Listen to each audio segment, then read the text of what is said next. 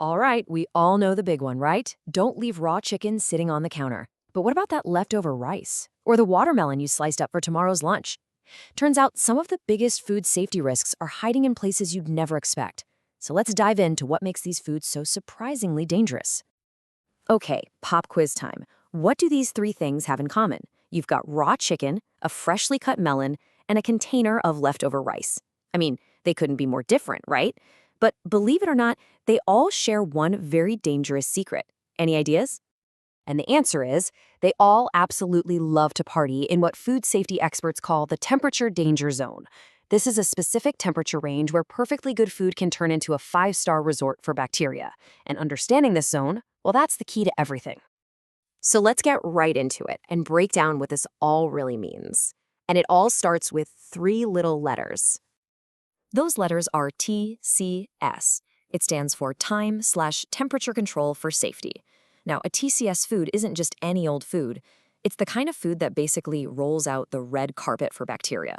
Think about it. High moisture, lots of protein, and not too acidic. It is the perfect recipe for disaster. And here it is. This is the number range you need to burn into your brain. The temperature danger zone is between 41 and 135 degrees Fahrenheit. That is the absolute sweet spot where bacteria just go wild. Seriously, they multiply like crazy. So the whole game is about keeping food either colder than 41 or hotter than 135. Simple as that. Okay, so some of these TCS foods are pretty obvious. They're the ones we've all been warned about since we were kids. Let's call them the usual suspects. Yeah, no surprises here, right? We're talking raw meat and chicken.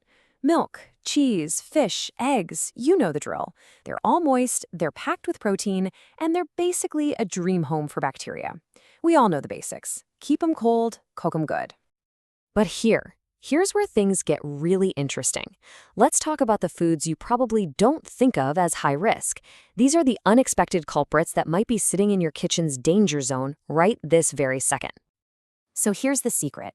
A lot of plant-based foods are totally safe because they have their own natural defenses, like a tough skin or being completely dry. But the moment we start processing them, whether it's cutting or cooking, we shatter those defenses. We add moisture, we expose all the good stuff inside, and just like that, a safe food becomes a potential hazard. Yes, really. I mean, think about it. A bag of dry rice can sit in your pantry for, what? Years. But the second you cook it, you add water. And that moisture, mixed with all those starches, creates a perfect bacterial buffet if it's left out. Same goes for a baked potato or cooked beans. This is a classic example of breaking down those natural defenses. A whole watermelon is perfectly fine sitting on your counter because its thick skin acts like armor. But the second you slice it open, you've just invited bacteria to the party. The inside is moist, it's sugary, and it's completely exposed. It's a huge myth that plant-based proteins are somehow exempt from the rules. But tofu and other soy products are packed with protein and moisture, just like meat is. That means they are absolutely 100% TCS foods, and you got to keep them out of that danger zone. Now, this one is really specific, but it is so important. When you put raw garlic in oil, you create this low-oxygen environment. And that's exactly where a particularly nasty bacteria, the one that causes botulism, can grow.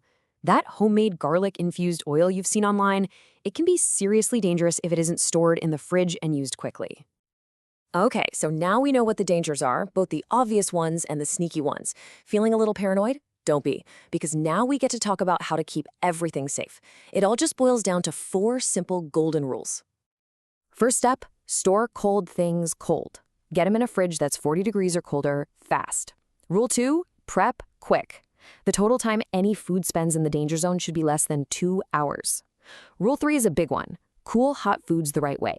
You can't just stick a giant hot pot of soup in the fridge. Use the 2-stage method. Cool it from 135 down to 70 within 2 hours, then from 70 down to 41 in the next 4. You can use an ice bath or just divide it into smaller, shallow containers to speed it up.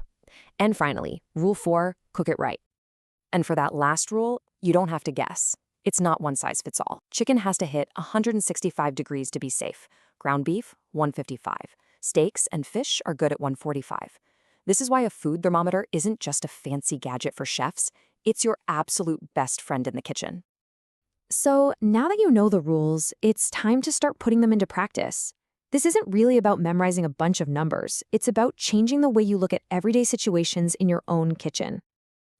One of the sources for this explainer said something that really nails it. The greatest risk isn't always from some fancy, complicated dish. It's from the simple stuff we forget about. It's the fruit salad at the picnic, the sliced tomatoes for sandwiches, the leftover rice from dinner. Those are the moments we let our guard down. So I'll leave you with a little homework. Next time you're in your kitchen, take a look around with these new eyes. What have you been leaving in the danger zone? Is it that bowl of leftover pasta cooling on the stove? Or the cut fruit you prepped for tomorrow? Understanding TCS food isn't about fear. It's just about being smart. Thanks for watching.